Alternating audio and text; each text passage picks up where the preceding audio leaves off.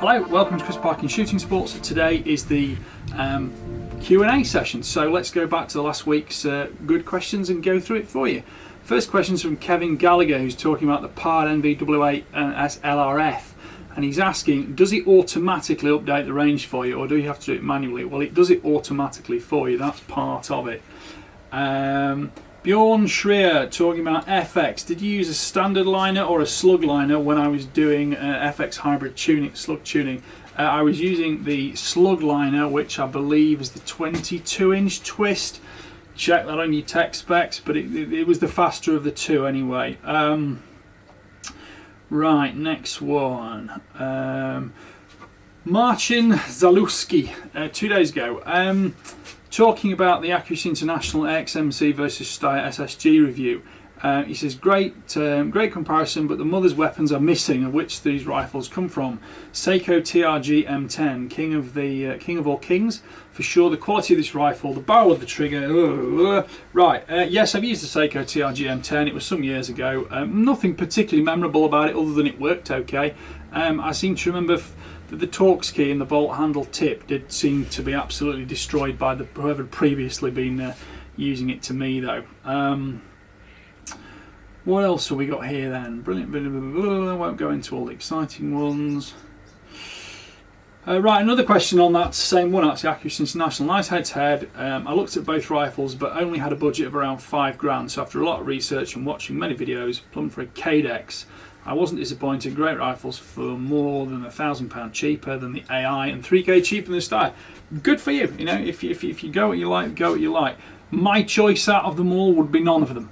I have got the Accuracy International ATX at the moment.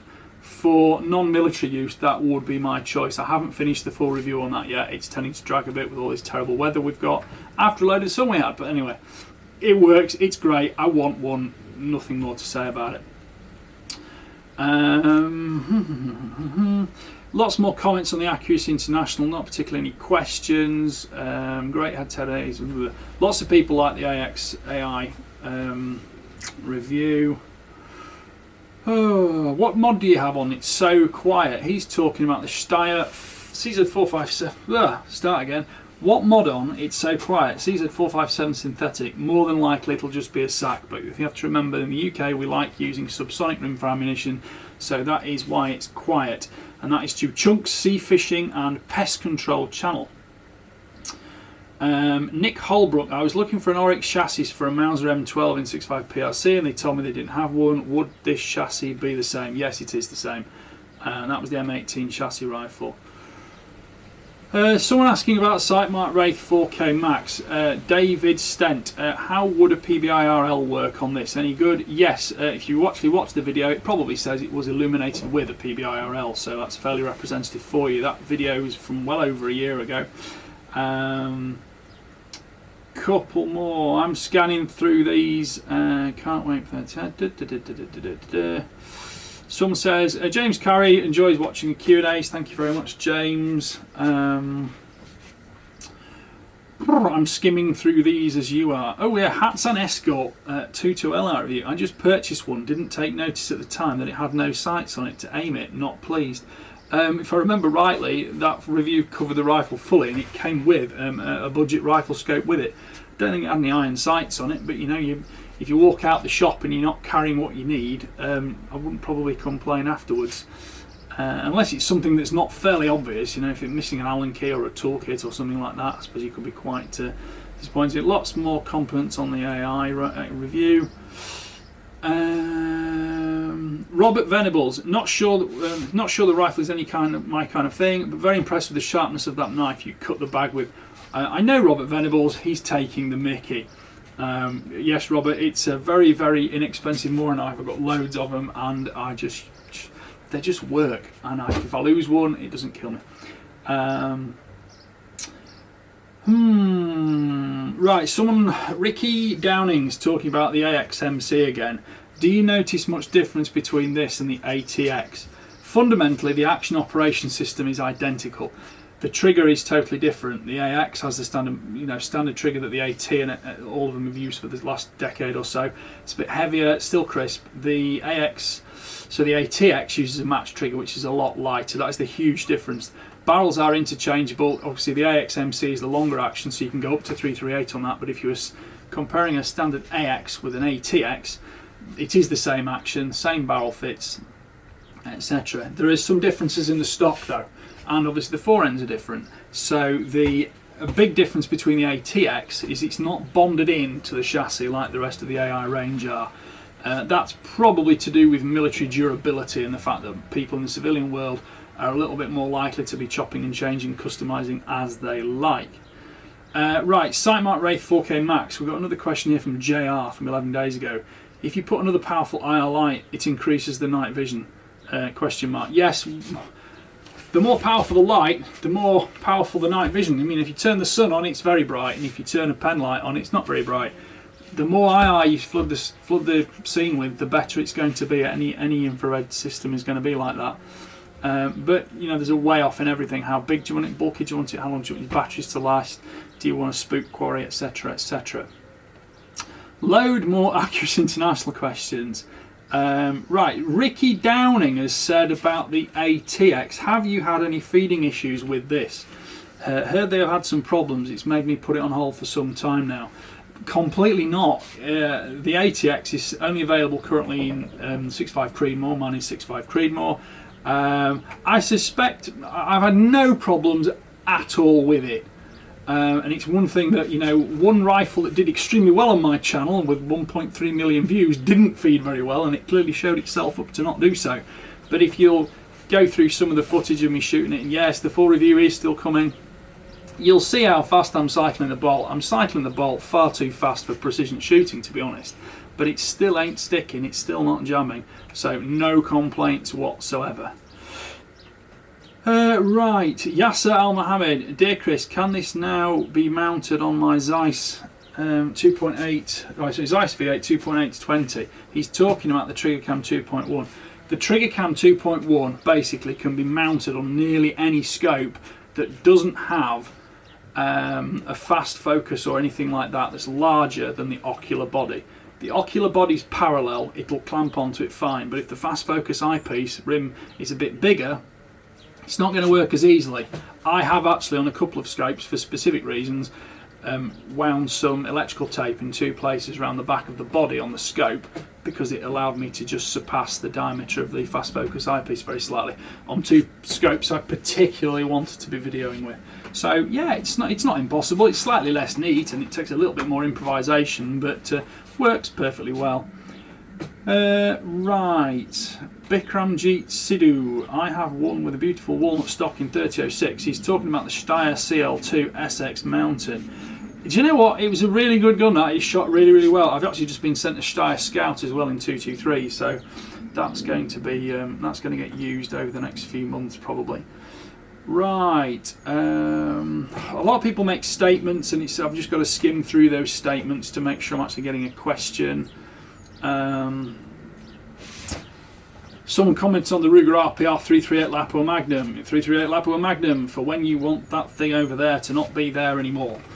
Yes, that's a pretty statement thing from just in time, agreeably so. Plenty of people use bigger there.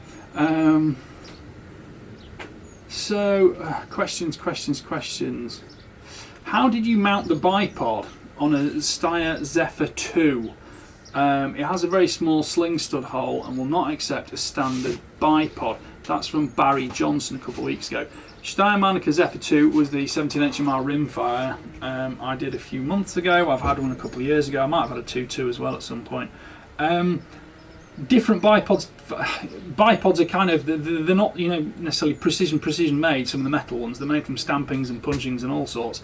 So it may well have just happened that the two little prongs on my Harris bipod were a little bit nearer the tip than on the one you've got. One interesting thing is that the often German Austrian manufacturers use a smaller sling stud, which has a slightly smaller hole. A sling swivel has a smaller pin on it, which means the hole in the stud is slightly smaller as well. I have drilled them out in the past, just open them up, you know, probably 1/4 millimetre, and that's all it needed.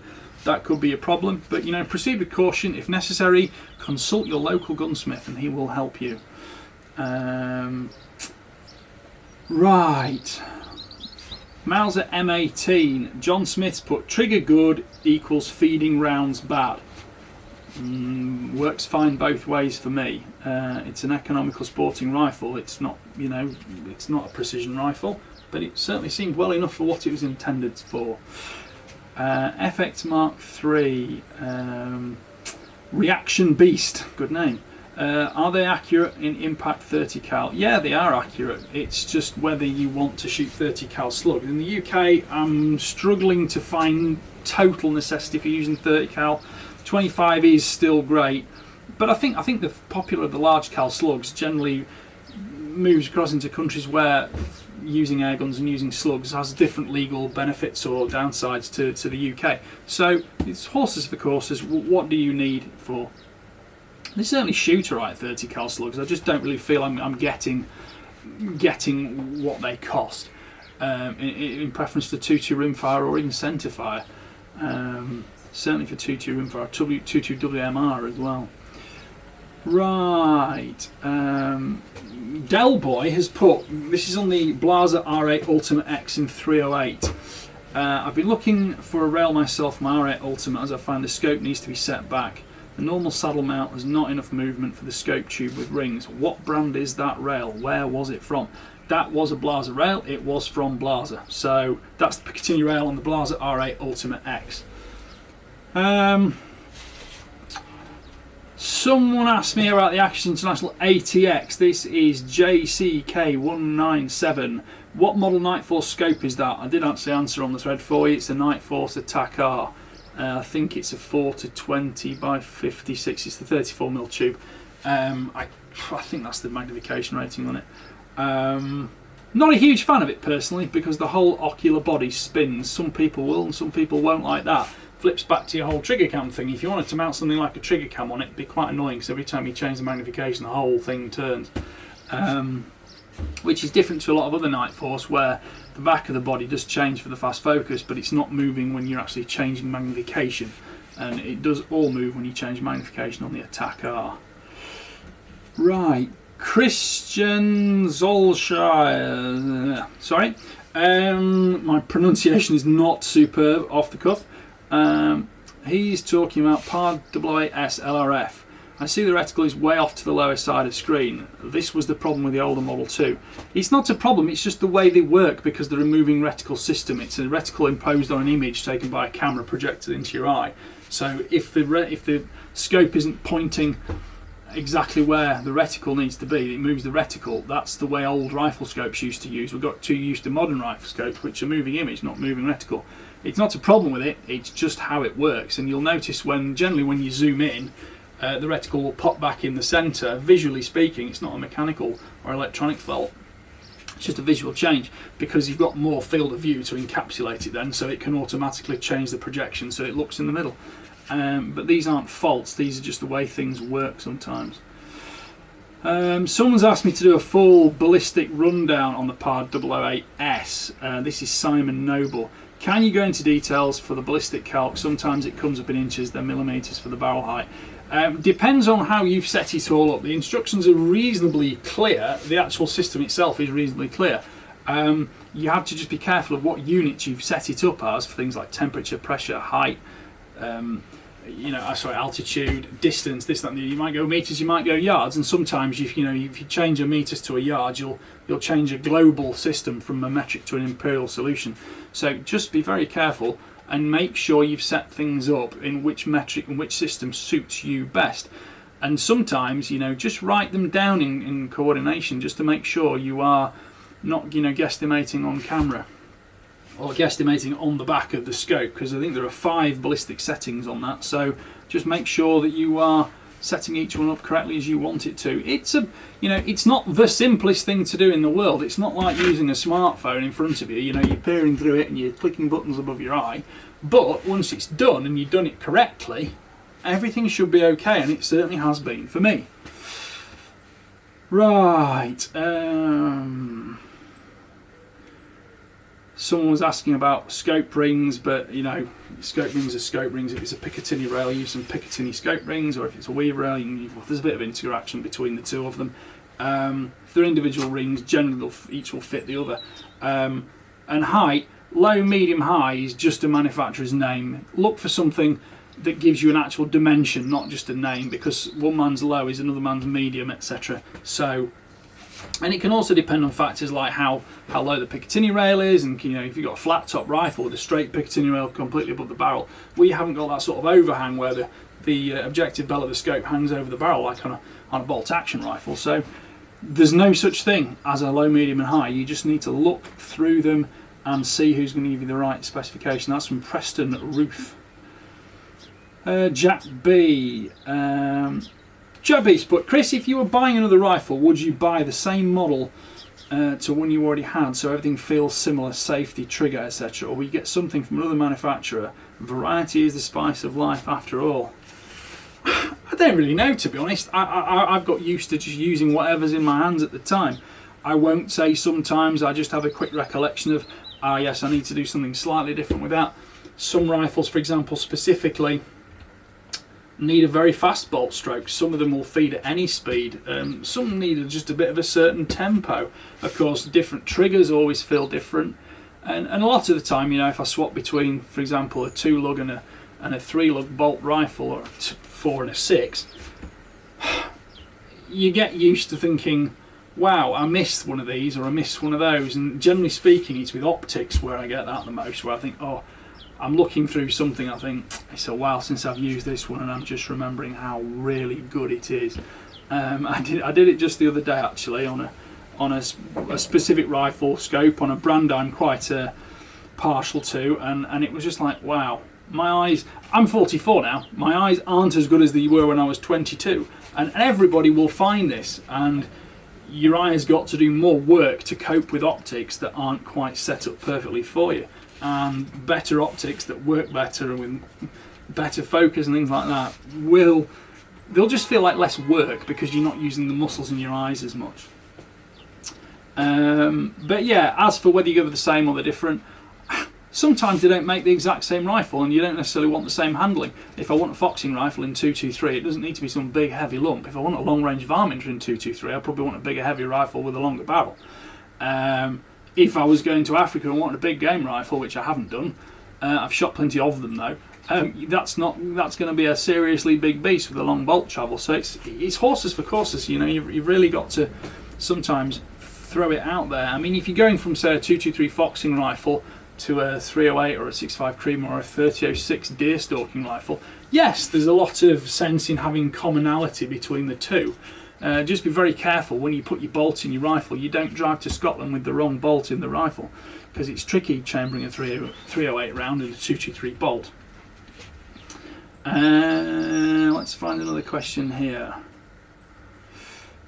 Hi Chris, I see you have a bit of a clip review of a Hawk Frontier 34 first focal plane, 5 to 30 by 56, but cuts after a few seconds.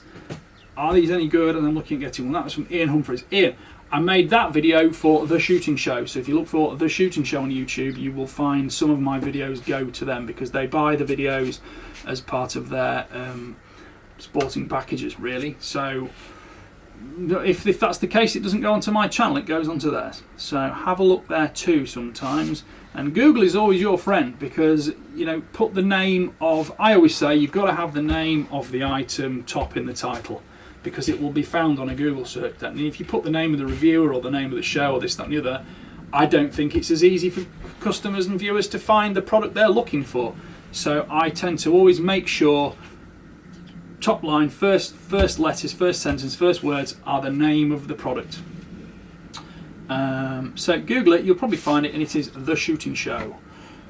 Right, let's go Brandon. I'm not really a fan of rotary mags. They struggled with the Axis 2 bolt mags out of the gun. Yeah, someone talking about the Savage B22 Precision. Rotary mags, you know, there are pros and cons to them. I think any mag in a semi-auto 2.2 rimfire, a bolt 2.2 rimfire, semi-specifically, you're going to get a lot more debris from firing. Gunshot residue, and you also get sort of waxy, oily, and a bit of lead shaving, this, that, and the other. And in a rotary mag, it can pack up even worse. You need to keep on top of them. You need to clean them. And if you're a volume shooter where rotary mags may be more suitable because they're higher capacity, then great stuff. But just accept, nothing burns clean. Rotary mags on centre fires are easy peasy because they don't really create any dirt, but rimfires are totally different. Gary Sides, I use the same method for leveling scopes. He's probably sort of doing the same thing as me. I go with a fairly simple solution, but I line things up with my eyes. I'm not saying the tools are bad in some cases. Gary Sides is also laughing at the man who can shoot 0.75 groups at 500 yards.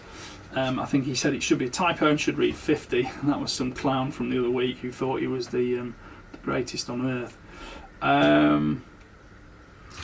Antonio Licelli here, thanks for your reply to my question, very helpful. I ended up taking the Brocock back. That was a question from the other week's Q&A with the Brocock rifle he's having some problems with.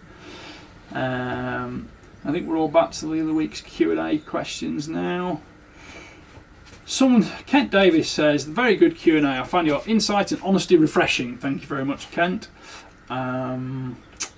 David Levine, I have a CZ457 LRP and I call it the Parkin rifle. Well, good for you. I do like them, you all know that.